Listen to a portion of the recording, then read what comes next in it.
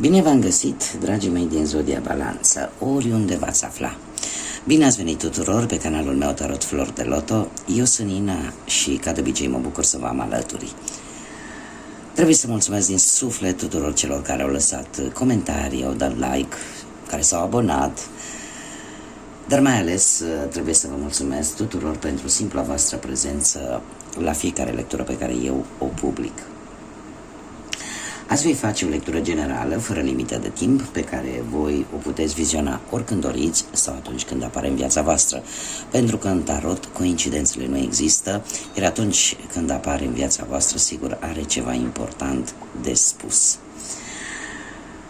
Desigur, dacă nu rezonați poate cu această lectură, o puteți completa vizionând celelalte zodii care pot reprezenta pentru voi ascendentul, luna sau Venus și de unde voi puteți obține informații suplimentare. Așa că, dragilor, dacă aveți soare, lună, Venus sau ascendentul în Zodia Balanță, atunci această lectură este de asemenea și pentru voi. Haideți să vedem ce energii, ce mesaje, ce sfaturi vin pentru dragii mei din Zodia Balanță în următoarea perioadă, în funcție de cum gândiți, cum simțiți și ce vă doriți.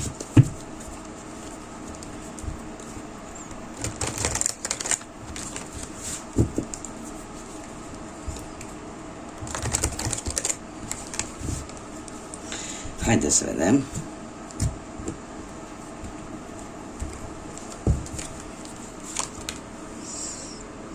Și avem îndrăgostiții, carul, soarele, Marea Preoteasă, 7 de cupe, asul de cupe, moderația, judecata, doiul de spade și 10 de cupe. Dragilor, se pare că într-un trecut nu foarte îndepărtat ați avut de luat o decizie destul de importantă pe care se pare că ați luat-o influențați de inimă, de sentimente. Nu știu dacă unii dintre voi au plecat cumva într-o călătorie pentru întâlnirea cu cineva, să aibă ceva, o conexiune sentimentală. E ca și cum ori ați încercat, ori chiar ați reușit să vă găsiți un echilibru, cel puțin în viața asta amoroasă, sentimentală. Nu știu dacă zodia Gemeni sau Rac poate să vă spună ceva, sau Săgetător posibil. Cert este că ori ați avut o călătorie în urma acestei decizii importante, ați făcut o călătorie pentru a vă întâlni poate cu cineva sau pentru a începe ceva nou și în felul ăsta v-ați găsit un echilibru.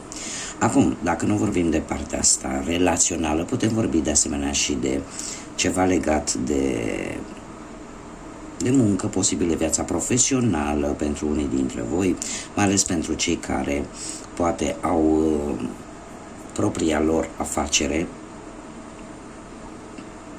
Cert este că această decizie a fost una destul de bună și destul de inspirată. În prezent avem soarele și judecata. În sfârșit, cumva, se poate să se fi făcut dreptate. Sau poate ați primit un telefon foarte important care efectiv v-a luminat fața sau v-a luminat viața. Dacă nu l-ați primit, probabil că de curând, foarte curând, aș zice că îl puteți primi. Judecata este un arcan major care ne vorbește foarte mult despre un triumf, despre schimbări pozitive, dar în același timp schimbări necesare. Unii dintre voi, posibil, nu știu, să încerce să se reîmpace cu ei înșiși sau cu altcineva. Sunt șanse mari de reușită în probleme, mai ales probleme legale, probleme de justiție. Cum de asemenea ne vorbește de o lecție importantă pe care cei care se vor regăsi desigur cu această lectură ați învățat-o. Soarele ne vorbește de pozitivitate, de optimism, așa că în prezent se pare că lucrurile sunt destul de bune și, cum am mai spus, poate unii dintre voi ați reușit poate să rezolvați o problemă judiciară sau ați reușit să obțineți anumite documente favorabile, ceva care să vă stabilizeze, ceva care să vă însenineze viața. Într-un viitor apropiat avem Marea Preoteasă împreună cu un 7 de cupe, dragilor. Mare grijă cu persoanele care încearcă să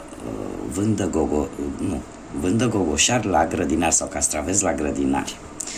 De ce? Pentru că e posibil în următoarea perioadă să apară cineva foarte, cum să spun eu, are un vino încoace, foarte convingător, aș zice, și să vă dea anumite opțiuni destul de tentante. Așa că mare grijă cam ce o să alegeți, pentru că nu totul este așa cum pare. Este ceva ascuns, este ceva, te va pune într-o dilemă cu acest 2 de spade. Această persoană este pentru domni, se pare că este o doamnă, iar pentru doamne aș zice că șarmul vostru va pune în încurcătură pe cineva. Sau va pune pe cineva în situația de a alege. Problema este că la finalul tuturor lucrurilor voi va trebui să alegeți. Va trebui să luați o decizie. O decizie care va fi împărțită în două. De ce? Pentru că inima, sufletul îți va spune ceva, iar rațiunea, logica îți va spune altceva. Acum ce vreau eu să vă spun? În funcție de ce veți alege voi, cărțile îmi spun că ar trebui să alegeți cu rațiunea și cu logica. Pentru că după acest lucru să aveți parte de acest frumos 10 de cupe. Nu știu de ce, intuiția îmi spune că, cel puțin în această lectură, vorbim foarte mult de partea amoroasă. Și de ce spun acest lucru? Pentru că ultima carte este un 10 de cupe, un 10 de cupe care ne vorbește de o relație fericită, de o familie fericită, de lucruri care tradiționale, lucruri valoroase, o relație și o conexiune bazată pe sentimente sincere, pe gânduri pozitive. Așa că mare grijă la ce alegeți. Haideți să vedem ce ne spune și acest oracol al șoaptelor oceanului. Este un oracol pe care eu l-am ales special pentru această perioadă în care căldura, cel puțin pentru cei care suntem în emisfera asta nordică, căldura ne topește. Am ales să folosesc acest oracol minunat cu imagini ale oceanului și cu mesaje, cu șoapte ale oceanului. Haideți să vedem ce mesaj am pentru voi și să ne răcorim privirea cu el. Oh, și avem cineva care este foarte insistent. E foarte insistent. Privește ceea ce tu îți dorești și mișcă-te către acel lucru. Este timpul de a o lua de la început. Folosește-ți intuiția și instinctul să te ghideze către ceea ce va fi să vină. Asta îmi spune că trebuie să fii cât mai insistent în ceea ce tu îți dorești. Este foarte interesant pentru că avem numărul 11, care este un număr maestru și care ne vorbește de intuiție, dar în același timp ne vorbește de spiritualitate, ne vorbește de conexiune cu divinitatea.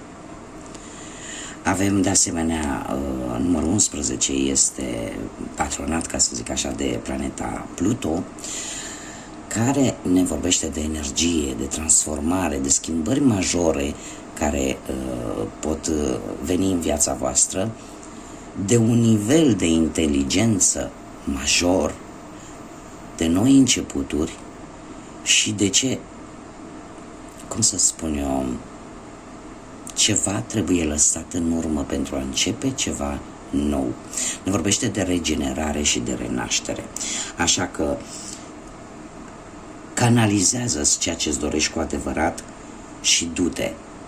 Du-te pentru că este timpul în care tu poți să-ți atingi acel scop, acea dorință.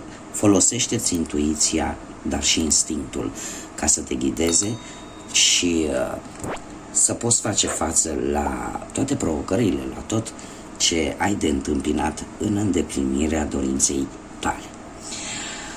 Haideți să mai scoatem niște mesaje din acest oracol al perspectivei cosmice. Un mesaj pentru Zodia Balanță.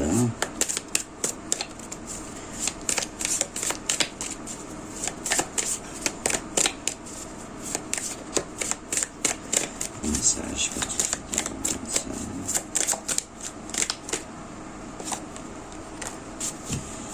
Avem pe cineva narcisist aici. Cineva este prea plin de el. Are o părere extraordinar de bună despre el sau ea însăși. Încă un mesaj, te rog, pentru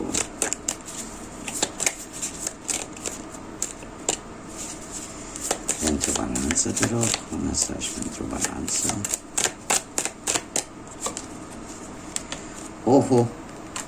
Și mai avem pe cineva care spune minciuni. Ai grijă cu cineva foarte alunecos. Foarte interesant. Exact ce v-am spus cu această carte. Marea Preoteasă în mare parte nu este o carte rea, dar în situația dată se pare că e cineva aici care știe foarte multe, știe lucruri și care mare grijă să nu vă înșele, să nu vă facă oferte care să